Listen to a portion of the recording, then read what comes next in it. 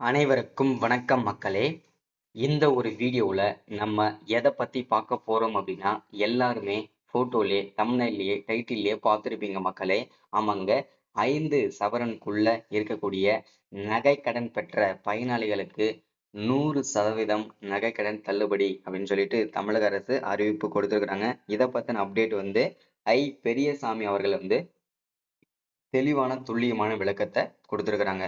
யார் யாருக்கு எந்தெந்த வங்கிகள்ல வைத்திருக்கக்கூடிய நகை அடமான கடன்கள் தள்ளுபடி செய்யப்படும், அதுவும் குறிப்பிட்ட இந்த 10 வகையான வங்கிகள்ல வைத்திருந்தால் மட்டுமே உங்களுடைய நகை கடன்கள் முழுமையாக தள்ளுபடி செய்யப்படும் என்று தமிழக அரசு சொல்லியிருக்கிறாங்க. பெரியசாமியும் சொல்லியிருக்கிறாங்க. சரிங்களா? ஸோ 100% நகை கடன் தள்ளுபடி என்பது ஒரு உறுதியாகி இருக்குங்க. சரிங்களா? ஸோ அதுவுமே 5 பவுனுக்குள்ள இருக்கணும். அதுவும் 40 கிராமுக்குள்ள இருக்கணும். குறிப்பிட்ட இந்த 10 வங்கிக்குள்ள இருக்கணும். அது மட்டும் இல்லாம அரசு ஊழியர்களா இருக்கக்கூடாது. அதே மாதிரி அரசு உறுப்பினர்களின் குடும்பத்துல இருக்கவங்க இருக்கக்கூடாது.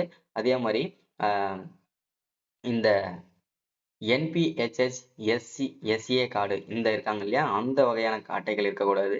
வறுமை கோட்டிற்கு கீழ் இருக்கக்கூடிய ரேஷன் அட்டைகளாக இருக்கணும். அதே மாதிரி நீங்க வந்து நகைக்கடன் வச்சு அதை நீங்க முழுமையா அந்த கடனை கட்டிட்டீங்க அப்படின்னா உங்களுக்கு அந்த நகைக்கடன் தள்ளுபடி கிடையாது. இந்த மாதிரி நிறைய ரெஸ்ட்ரிக்ஷன் இருக்கு. ஸோ நிறைய விதிமுறைகள் இருக்குங்க. ஸோ இது எல்லாமே நம்ம பார்ப்போம்.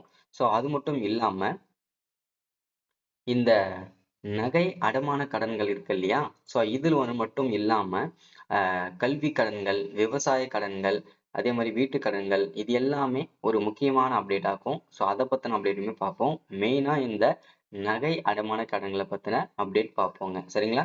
சரி, ஓகே, வாங்க வீடியோக்குள்ள போகலாம். அதற்கு முன்பாக நமது கவர்மெண்ட் ஜாப் டெய்லி அப்டேட் சேனலுக்கு இப்போதான் நீங்க ஃபர்ஸ்ட் டைமா முதல் முறையா நமது சேனலை பார்க்குறீங்க, நம்ம வீடியோவை பார்க்குறீங்க அப்படின்னா மறக்காம சப்ஸ்கிரைப் பண்ணிட்டு பக்கத்துல இருக்கிற பெல் பட்டனை கிளிக் பண்ணி ஆளுன்ற ஆப்ஷன்ல போட்டு வச்சுக்கோங்க.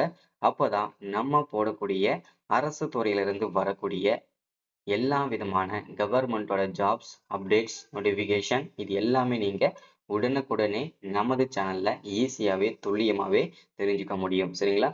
ஸோ அது மட்டும் இல்லாம உங்களுடைய ஃப்ரெண்ட்ஸ், ரிலேட்டிவ்ஸ், கான்டாக்ட்ல இருக்கிறவங்க எல்லாருக்குமே ஷேர் பண்ணீங்கன்னா ரொம்ப ரொம்ப பயனுள்ளதா இருக்குங்க. ஏன்னா இந்த மாதிரி முக்கியமான வீடியோஸ், அப்டேட், நோட்டிஃபிகேஷன்லாம் நமது சேனல்ல தான் ரெகுலரா அப்டேட் ஆயிட்டு இருக்கு. இந்த மாதிரி கவர்மெண்டோட அஃபிஷியல் ஸ்கீம்ஸ் வீடியோஸ் எல்லாமே. சரிங்களா? அதனால எல்லாருமே மறக்காம லைக் பண்ணுங்க, ஷேர் பண்ணுங்க. முடிஞ்ச அளவுக்கு ஒரு 5 பேருக்காவது ஷேர் பண்ணுங்க. சரிங்களா? ஸோ 5 சவரனுக்கு கீழ் நகை கடன் பெற்ற பயனாளிகளுக்கு 100% நகை கடன் தள்ளுபடி பெற சொல்லி பெற்றிருக்காங்க. ஸோ இதை பத்தின அப்டேட் தான் நம்ம பார்க்க போறோங்க. 100% நகை கடன் தள்ளுபடி செய்யப்பட்டுள்ளதாக கூட்டுறவுத்துறை அமைச்சர் பெரியசாமி தகவல் தெரிவிச்சிருக்கிறாங்க. சரிங்களா? ஸோ அது என்னன்றதை பார்ப்போம். கூட்டுறவு வங்கிகளில் 5 சவரனுக்கு கீழ் நகை கடன் பெற்ற பயனாளிகளுக்கு 100% நகை கடன் தள்ளுபடி செய்யப்பட்டுள்ளதாக கூட்டுறவுத்துறை அமைச்சர் பெரியசாமி தகவல் தெரிவித்துள்ளார்.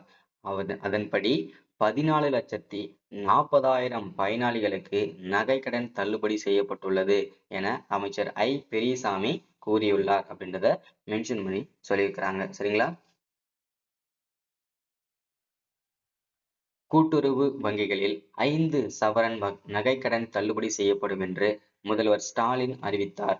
இதன் காரணமாக தகுதியான நபர்களை கண்டறிவதற்கான நகைக்கடன் பெற்றவர்களின் பெயர், கடன் பெற்ற கூட்டுறவு சங்கங்களின் விவரம், கடன் பெற்ற நாள், கடன் தொகை, கடன் கணக்கு எண், வாடிக்கையாளர் தகவல், குறிப்பு எண், குடும்ப அட்டை எண், ஆதார் எண், முகவரி, அலைபேசி எண் உள்ளிட்ட 51 விதமான தகவல்களை சேகரித்து தொகுக்கப்பட்டு கணினி மூலம் விரிவான ஆய்வு செய்யப்படுகின்றன. ஏன் 51 வகையான விதமான தகவல்களை வந்து சேகரிக்கிறாங்க அப்படின்னா, இதுல யாருமே வந்து தகுதி இல்லாதவர்கள் இந்த பயனை பெற்றுடக்கூடாது, முறைகேடுகள் நடந்துடக்கூடாது, இதுல ஏழை எளிய மக்கள் மட்டும்தான் இதுல வந்து பயன்பெறணும் அப்படின்றதுக்காக தான் இந்த மாதிரி விஷயங்கள்லாம் கிட்டத்தட்ட 51 விதமான தகவல்கள், அது டாக்குமெண்ட்டை சேகரிச்சு இது எல்லாமே அவங்க சரி பார்க்கறாங்க. சரிங்களா? இது ரொம்ப ரொம்ப அவசியமானதுங்க. மீண்டும் நான் ஒரு தகவலை சொல்லிடுறேன்.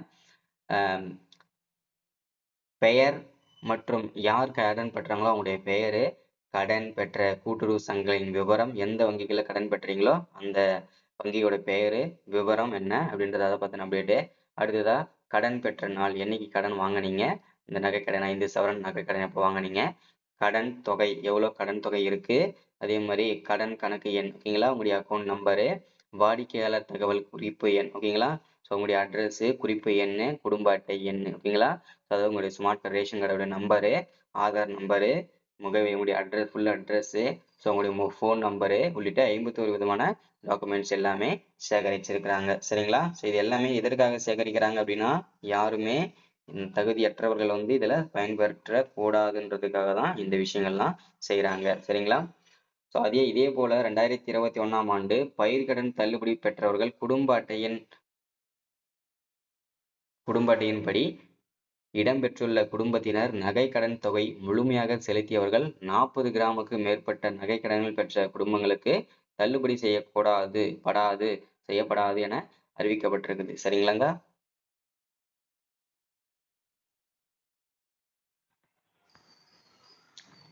அதே போல 40 கிராமுக்கு மேற்பட்டு நகைக்கடன் பெற்றவர்கள் ஓகேங்களா, கூட்டுறவு சங்கங்களில் பணியாற்றும் ஊழியர்கள் ஓகேங்களா. அதாவது 40 கிராமுக்கு மேல இருந்தாலும் சரி, கூட்டுறவு சங்கங்களை பணியாற்றும் அரசு ஊழியர்களாக இருந்தாலும் சரி, அவர் தம் குடும்பத்தினர் கூட்டுறவு சங்கங்களில் உள்ள நிர்வாக குழு உறுப்பினர்கள் ஓகேங்களா. நீங்க கூட்டுறவு ஏதாச்சும் நீங்க வேலை செஞ்சாலும் சரி, உறுப்பினராக இருந்தாலும் சரி, குடும்ப அட்டை எண் வழங்காதவர்கள் ஓகேங்களா. ஸோ அதாவது உங்களுடைய குடும்ப அட்டை எண் வழங்காதவர்கள், தவறாக வழங்கியவர்கள், ஆதார் எண்ணை வழங்காதவர்கள் மற்றும் தவறாக வழங்கியவர்கள், எந்த பொருளும் வேண்டாத குடும்பத்தினர். சரிங்களா. இப்போ ரேஷன் அட்டைகளை வந்து நிறைய 5 வகையான கார்டு இருக்கு. அதுல ஒரு வகையான கார்டு என்னன்னா, ரேஷன் அட்டை வந்து ஒரு இந்தியன் குடிமகனாக இருக்கிறதுக்காக மட்டும் நீங்க அந்த கார்டை வந்து யூஸ் பண்ணிக்கலாம். அந்த மாதிரி கார்டு வச்சிருக்கிறவங்களுக்கு கூட இந்த நகைக்கடன் தள்ளுபடி செய்யப்பட மாட்டாது அப்படின்றத சொல்லியிருக்கிறாங்க. ஸோ அதே மாதிரி வந்து 1 அல்லது 2 மேற்பட்ட நிறுவனங்களின் மூலம் மொத்த எடை 40 கிராமுக்கு கூடுதலாக பெற்ற அட்டைதாரர்கள் ஆகியோருக்கு நகைக்கடன் தள்ளுபடி இல்லை என்று தமிழக அரசு சொல்லியாச்சுங்க. சரிங்களா.